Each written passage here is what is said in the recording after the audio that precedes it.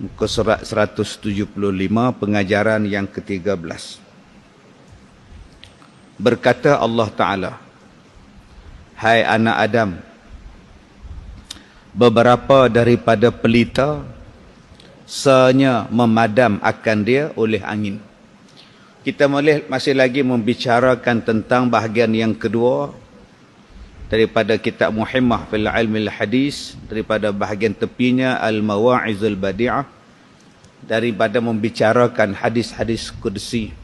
Allah Subhanahu wa taala berkata, hai anak Adam, beberapa daripada pelita seanya memadamkan dia oleh angin. Pelita adalah sesuatu yang menerangkan. Siraj, pelita juga. Allah Ta'ala sebut dalam Quran sirajam munira, cahaya pelita yang terang benderang, disebut sebagai matahari, siraj.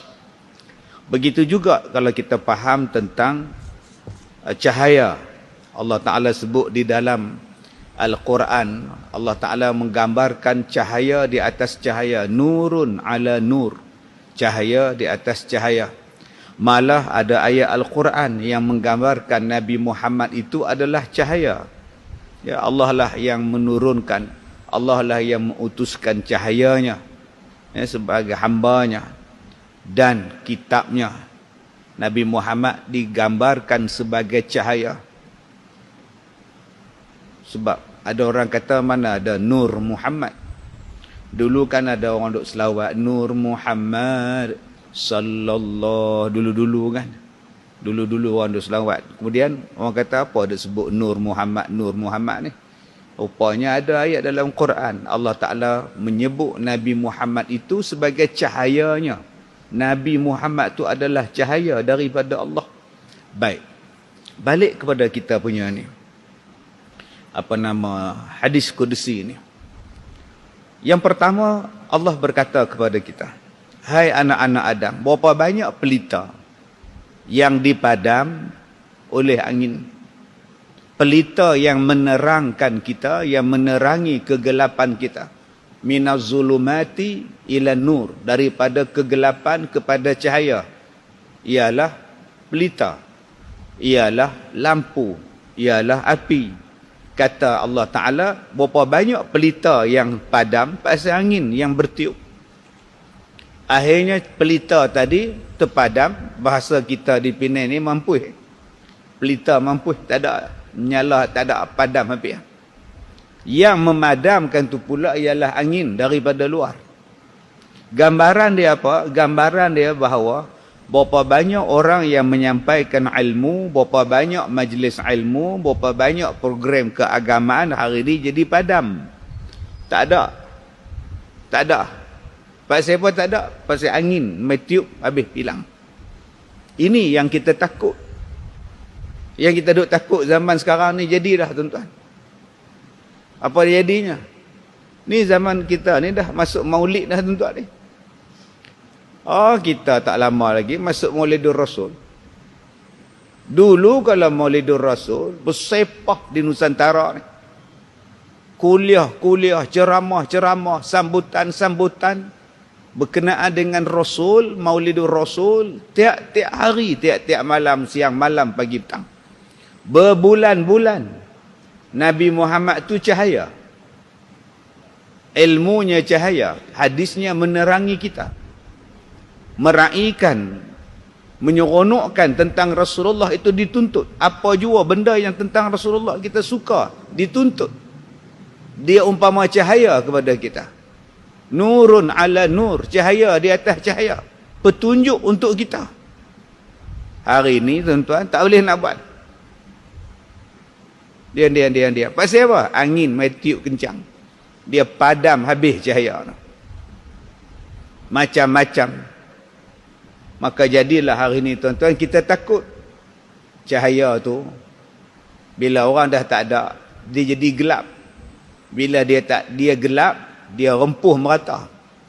Dia langgak merata. Pasal cahaya dah tak ada. Bila cahaya dah tak ada, jadi rempuh belaka. Dalam ada cahaya pun kita duk rempuh. Dalam duk terang ni pun kita duk rempuh tuan-tuan, tambah gelap. Dah tak ada petunjuk daripada Allah. Tak ada lagi jalan nak ikut. Ada jalan tapi gelap. Orang kita sebut menonong. Tapi menonong kok suka dia. Ini dia tuan-tuan.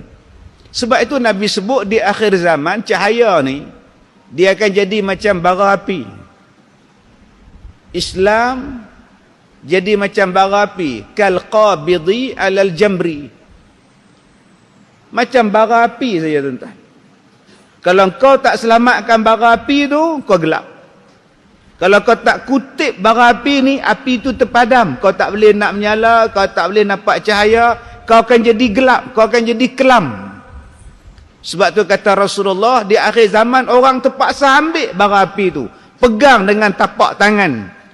Terbakar ke tapak tangan, melepuh ke tapak tangan, rosak tapak tangan dia pun tak apa. Janji dia selamatkan bara api yang mana daripada api ni nanti nak jadi pelita, dia nak jadi lampu, dia nak menerangi. Soalan dia, berapa ramai yang sanggup nak main tempuh, main nak pegang bara api tu? Siapa yang nak pegang? Hang pegang, hang pedih. Hang pegang, hang terbakar. Sekali lagi hang pegang benda tu, jatuh takut, jatuh sakit. Tapi kalau hang tak pegang bara api tu, hang akan jadi gelap. Mudah-mudahan kita termasuklah dalam golongan yang duk pegang bara api. Terpaksa. Sekali dia persamaan 1000 tak dua je. Tu dia bara api dia. Saya kena tindakan ustaz. Tu dia yang Nabi nak sebut di akhir zaman. Kamu pegang Islam, kamu cuba amalkan Islam, duk amal sunnah Nabi, kamu sakit. Tapi kalau kita tak amal, kalau kita tak ambil, kalau kita tak genggam, kalau kita tak kutip, tak pertahankan kuat-kuat, api tu jatuh atas tanah, habis tak? Dia terpadam, lepas tu tak boleh. Yang ni, tuan-tuan yang dirahmati Allah, Nabi sebut bada'al Islam ghariban wa sayaudu kama bada'a ghariban fatuba lil ghuraba. Di akhir zaman Islam ni akan jadi dagang. Jadi dagang ni terpencil, orang tak suka, jadi pelik. Jadi pelik, tuan-tuan, jadi orang tak suka.